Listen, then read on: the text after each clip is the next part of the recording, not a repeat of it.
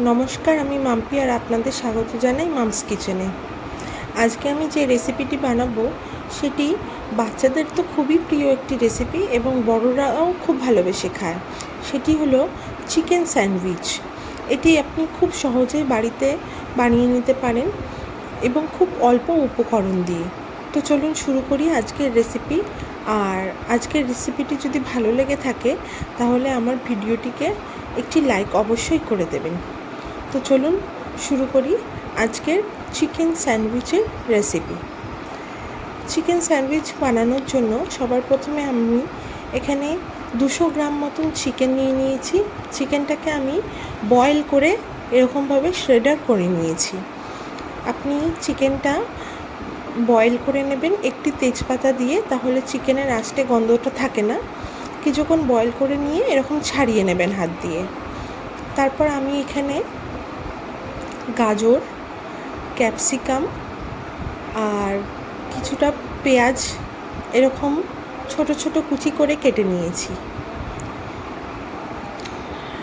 তারপর আমি এই সব সবজিগুলো এই চিকেনের মধ্যে দিয়ে দেব। দেখুন, আপনার কাছে যেই সবজি থাকবে অ্যাভেলেবেল আপনি ইউজ করতে পারেন। আপনি এখানে বিনসও ইউজ করতে পারেন, আপনি এখানে ব্রকলি ইউজ করতে পারেন, আপনি এখানে সুইট কর্ন ইউজ করতে পারেন। তারপর আমি এখানে হাফ চামচের মতন গোলমরিচ দিচ্ছি, গোলমরিচের গুঁড়ো। চিলি ফ্লেক্স দিচ্ছি হাফ চামচের মতো।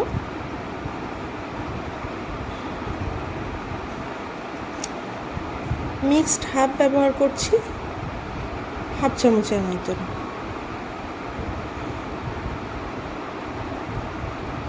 এরপরে টমেটো কেচাপ দিয়ে দিচ্ছি 2 চামচ, আর অনেকটা পরিমাণে মেয়োনিজ ইউজ করছি। দেখুন, আমি চামচ ভর্তি করে 4 চামচ পরিমাণে মেয়োনিজ ইউজ করেছি। এই স্যান্ডউইচটা বানাতে গেলে মেয়োনিজটা একটু বেশি লাগে। তারপর সমস্ত উপকরণগুলো ভালো করে মিশিয়ে নেব। দেখুন, আমি সমস্ত উপকরণগুলো মিশিয়ে নিয়েছি।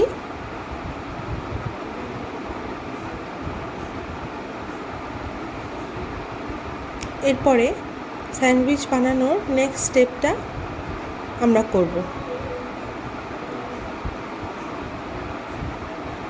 আমি এখানে 2টো স্লাইস ব্রেড নিয়ে নিয়েছি। আপনারা চাইলে ব্রাউন ব্রেডও ইউজ করতে পারেন, আমি এখানে হোয়াইট ব্রেডই নিয়েছি। এরপরে ব্রেড দুটোতে আমি টমেটো কেচাপ লাগিয়ে দেব।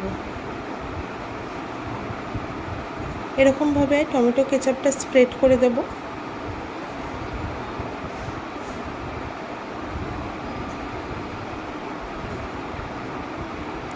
টমেটো কেচাপ স্প্রেড করে দেওয়ার পরে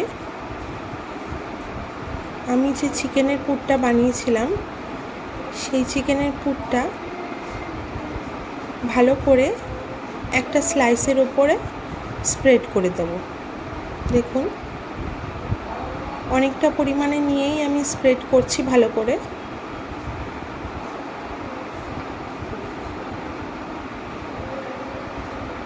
এরপর ভালো করে স্প্রেড করে নেওয়া হয়ে গেলে উপর থেকে একটা চিজ স্লাইস দিয়ে দিয়েছি।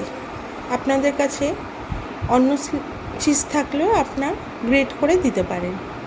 এরপরে আর একটা স্লাইস উপর দিয়ে এরকম চাপা দিয়ে দিয়েছি। এরপর দেখুন, আমি ব্রেডের উপরে একটু বাটার ব্রাশ করে নিয়েছি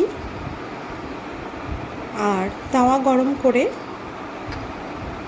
খুব আস্তে করে এরকমভাবে স্যান্ডউইচটা রেখে দেবো।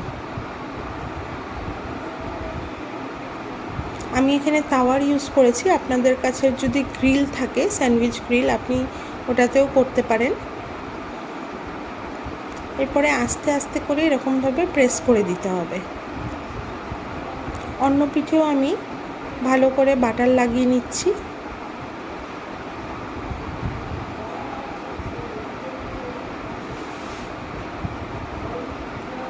দেখুন বাটার স্প্রেড করে নিয়েছি ভালো করে।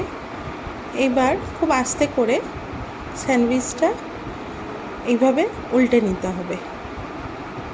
দেখুন এক পিঠ আমার সুন্দর করে স্যান্ডউইচটা ভাজা হয়ে গেছে, লাল হয়ে গেছে। আর এক পিঠও আমি চেপে চেপে ভেজে নিলাম। আমার একটি স্যান্ডউইচ রেডি হয়ে গেছে। এরকমভাবেই আমি পরপর বাকি স্যান্ডউইচগুলো রেডি করে নেব। গ্যাসের ফ্লেমটা লো টু মিডিয়ামে রাখবেন। দেখুন এইভাবে আমি বাকি স্যান্ডউইচগুলো করে নিচ্ছি। এই স্যান্ডউইচটা খেতে খুবই সুস্বাদু হয়। আমার তো একটি ফেভারিট রেসিপি এবং বাচ্চারাও খুব ভালোবেসে খায়। দেখুন আমি এইভাবে স্যান্ডউইচটা কেটে নিচ্ছি।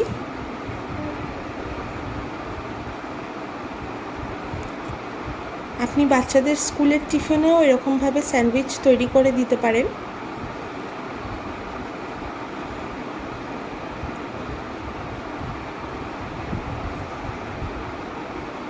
দেখুন একদম রেস্টুরেন্ট স্টাইলের স্যান্ডউইচ আমার রেডি হয়ে গেছে।